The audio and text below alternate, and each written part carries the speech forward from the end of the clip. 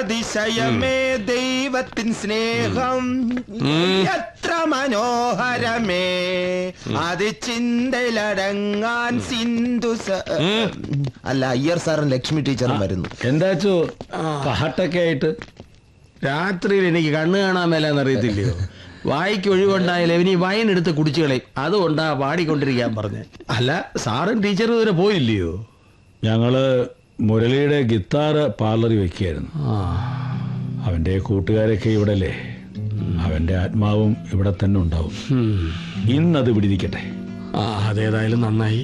എന്നാൽ ഞങ്ങള് കുട്ടികളെ കണ്ടൊന്ന് യാത്ര ചോദിച്ചിട്ട്. ആയിക്കോട്ടെ. പാടെ എന്താണ് ദൈവത്തിൻ സ്തോത്രം.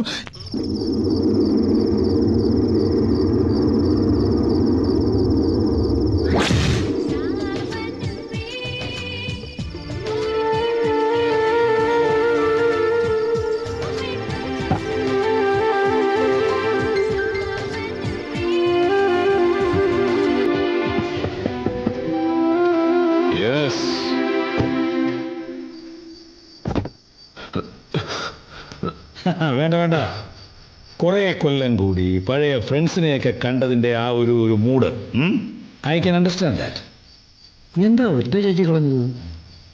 അവിടെ സതീശൻ്റെ മുറിയിൽ ഒരുമാതിരി എല്ലാവരും ഒത്തുകൂടിയിട്ടുണ്ട്. സതീശൻ എല്ലാവരെയും കാര്യമായി ട്രീറ്റ് ചെയ്യുന്നുണ്ട്. ഞാൻ സോറി. That's okay. പായസത്ത് കൂടാന്ന് വിചാരിച്ചിരുന്നു പോയതാ.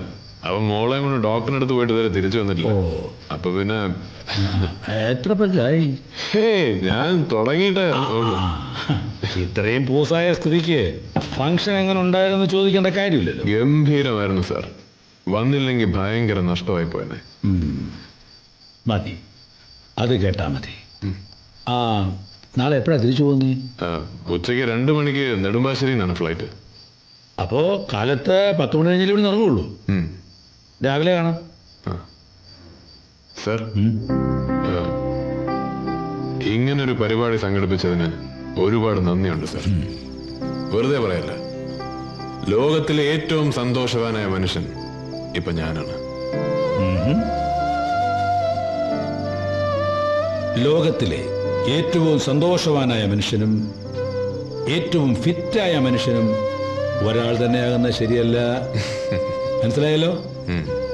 Good night. Good night sir.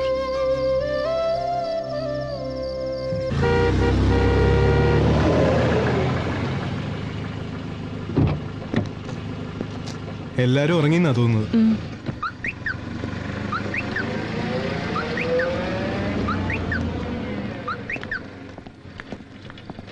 ഷടാ, ഇവൻ ഇതുവരെ ഉറങ്ങിയില്ലേ? നീ റൂമിലേക്ക് ചെല്ല്, ഞാനിപ്പോ വരാം. അധികം ലേറ്റ് ആവരുത്. ആ.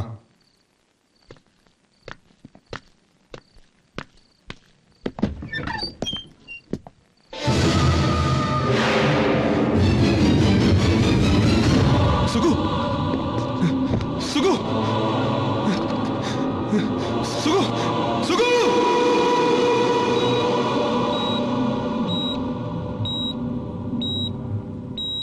മരിച്ചിട്ടില്ല, സ്ട്രഗ്ലിംഗ് സ്റ്റേജാണ്.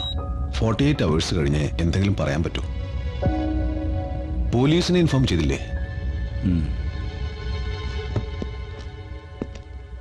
ഈ ഗിറ്റാറിന്റെ സ്ട്രിങ് സുകുമാരന്റെ കഴുത്തി കണ്ടത്.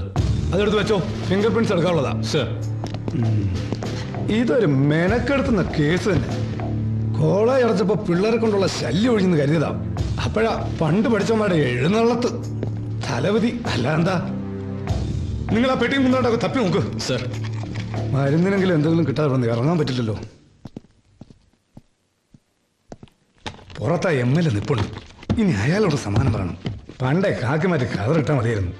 രണ്ടായാലും ജനങ്ങളെ ദ്രോഹിക്കണം. അതാണെങ്കിൽ മെയ്യനങ്ങാതെ ചെയ്യായിരുന്നു.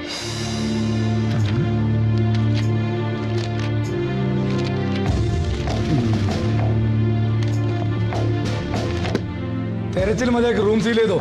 കിട്ടാനുള്ളത് കിട്ടി, അങ്ങോട്ട് മാറിക്കോ.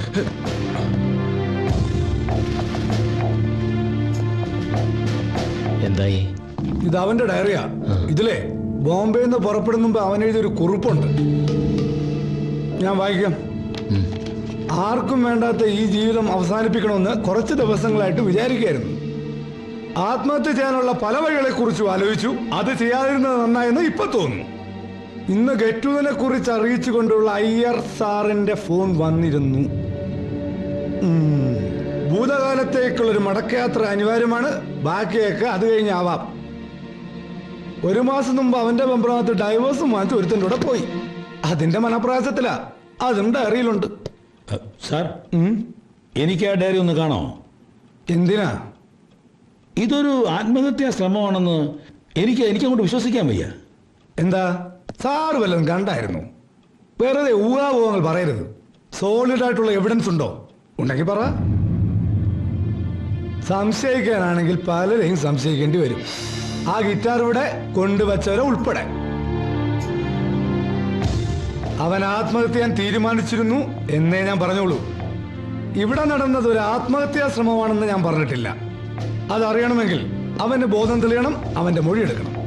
അതുവരെ ഈ ഫംഗ്ഷന് വന്നവർക്ക് ആർക്കും ഇവിടം വിട്ടു പോകാൻ പറ്റില്ല. ഇനി അഥവാ അവന്റെ ബോധം തെളിഞ്ഞില്ലെങ്കിൽ കാര്യങ്ങൾ കൂടുതൽ കുഴപ്പത്തിലാകും. എന്റെ കർത്താവേ, അച്ഛൻ എപ്പോഴാ സംഭവം അറിഞ്ഞത്? ഇന്നലെ ഉറക്കത്തിൽ നിന്ന് പയസിന്റെ നിലവിളി കേട്ടാ ഞെട്ടി എഴുന്നേറ്റത്. അത് വയസ്സിന്റെ നിലവിളിയായിരുന്നെന്ന് എങ്ങനെ മനസ്സിലായി? രാത്രിയായാൽ എനിക്ക് കണ്ണ് കാണാൻ പറ്റത്തില്ല സാർ. ഇപ്പൊ തന്നെ ഈ കണ്ണട വെച്ച് അഡ്ജസ്റ്റ് ചെയ്തേക്കുവാ. കണ്ണിന്റെ പവറും കൂടി കർത്താവ് എനിക്ക് ചെവിക്കാ തന്നിരിക്കുന്നേ. അത് ശരി.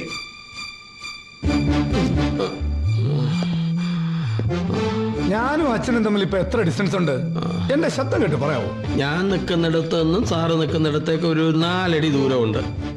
ഇപ്പൊ സാറ് നിൽക്കുന്നിടത്ത് നിന്നും ഞാൻ നിൽക്കുന്നിടത്തേക്ക് 8 അടി ദൂരമുണ്ട്. അതെങ്ങനെ ശരിയാവും? ക്രിസ്തുമസിൽ നിന്ന് ന്യൂ ഇയറിലേക്ക് 7 ദിവസങ്ങളല്ലേ ഉള്ളൂ. പക്ഷെ ന്യൂ ഇയറിൽ നിന്ന് ക്രിസ്തുമസിലേക്ക് 358 ദിവസങ്ങളില്ലയോ? ചെവിക്ക് മാത്രമല്ല, ബുദ്ധിക്കും കൂടെ ആ പവർ കിട്ടിയിട്ടുണ്ട്. പിള്ളേരുടെ ഇടയിൽ പിടിച്ചു നിൽക്കണ്ടായോ സാറേ? ആരാ ഈ പയസ്? ഞാനോ? പാതിരായ്ക്ക് ഡോക്ടറെ കാണാൻ പോയിട്ട് വരുന്ന വഴി സുകുമാരന്റെ റൂമിൽ ലൈറ്റ് കണ്ടു എന്ന് പറയുന്നത് അത്ര വിശ്വസനീയമല്ലല്ലോ. ആ നേരത്തെ സുകുമാരനെ കണ്ടിട്ട് അത്രയ്ക്ക് അത്യാവശ്യം എന്തായിരുന്നു? അങ്ങനെ പ്രത്യേകിച്ചൊന്നുമില്ല. അവൻ എന്റെ ബെസ്റ്റ് ഫ്രണ്ടാ. ഓഹോ, ഇക്കൂട്ടത്തിൽ സുകുമാരന് ശത്രുക്കൾ ആരെങ്കിലും ഉണ്ടായിരുന്നു? ബെസ്റ്റ് ഫ്രണ്ട് അല്ലേ, അറിയാതിരിക്കില്ലല്ലോ. പറ.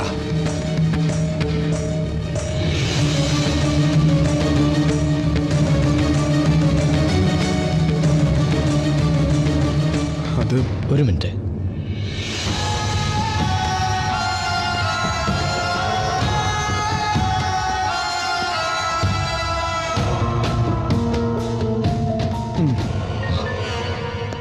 പറഞ്ഞത് ഓർമ്മയുണ്ടല്ലോ. അവന് ബോധം തെളിയുന്നതുവരെ ഒറ്റ ഒരുത്ത ഇവിടം വിട്ടു പോകരുത്. സയന്റിഫിക് എക്സ്പേർട്സ് ഒന്ന് തെളിവുകൾ നടത്തിക്കോട്ടെ. വിളിപ്പിക്കേണ്ടതൊക്കെ ഞാൻ സ്റ്റേഷനിലേക്ക് വിളിപ്പിച്ചോളാം. ആയിക്കോട്ടെ. സുഖു ഭാര്യ പിണങ്ങിപ്പോയതിന്റെ വിഷമത്തില് ആത്മഹത്യക്ക് ശ്രമിച്ചതാണെന്ന് നിനക്ക് തോന്നുന്നുണ്ടോ? ഞാനാകെ കൺഫ്യൂസ്ഡ് ആണ് സർ. എന്താണ് സംഭവിച്ചതെന്ന് ഒരു എത്തും പിടിയും കിട്ടുന്നില്ല. സംഭവം നടന്നു എന്ന് പറയുന്ന സമയത്തിന് 1 മണിക്കൂർ മുമ്പ് ഞാൻ അവന്റെ മുറിയിൽ പോയിരുന്നത്. ലോകത്തിലെ ഏറ്റവും സന്തോഷവാനായ മനുഷ്യൻ അവനാണെന്നാണ് എന്നോട് പറഞ്ഞത്. പോലീസുകാർ പറയുന്ന പോലെ അതൊരു സോളിഡ് എവിഡൻസ് അല്ലായിരിക്കാം. പക്ഷേ ആ സമയത്ത് അവൻ ഒരിക്കലും ആത്മഹത്യയെപ്പറ്റി ചിന്തിക്കുക പോലുമില്ല, അതെനിക്ക് ഉറപ്പാ. ഇനി അഥവാ ആത്മഹത്യാ ശ്രമമാണെങ്കിൽ ഞാൻ അവന്റെ റൂമിൽ നിന്ന് പോന്നതിന് ശേഷം അവിടെ എന്തോ നടന്നിട്ടുണ്ട്. അതായത് ലോകത്തിലെ ഏറ്റവും സന്തോഷവാനായ മനുഷ്യന്റെ മനസ്സിനെ തകർത്ത് കളഞ്ഞ എന്തോ ഒന്ന്. ഇനി അതൊരു ആത്മഹത്യാ ശ്രമം അല്ലെന്ന് വെക്കുക. ആർക്കായിരിക്കും ഇത്രയും വർഷം നീണ്ട പക അവനോട് ഉണ്ടായിരിക്കുക? പയസ്, നിനക്ക് എന്തെങ്കിലും സൂചനയുണ്ടോ? പഠിക്കുന്ന കാലത്തെ സുഖവും താരയായിട്ടുള്ള ഇഷ്യൂസിനെ കുറിച്ചൊക്കെ സാറിന് അറിയാമായിരുന്നല്ലോ. ഇന്നലെ രാത്രി തന്നെ മോളെ ഡോക്ടറെ കാണിക്കണമെന്ന് താരയാ നിർബന്ധിച്ചത്. അത് എന്നെ ഇവിടുന്ന് മാറ്റി സുഖുവിനെ ഒറ്റയ്ക്കാക്കാനാണോ എന്നെനിക്ക് അപ്പോഴേ സംശയം തോന്നിയതാ.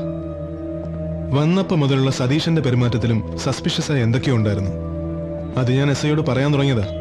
അപ്പോഴാ സതീശൻ ഇതിന്റെ കുരുക്കഴിക്കേണ്ടത് ഇവിടെ നിന്നല്ല, നിങ്ങൾ കോളേജിൽ പഠിച്ചിരുന്ന കാലത്തുനിന്നാണ്.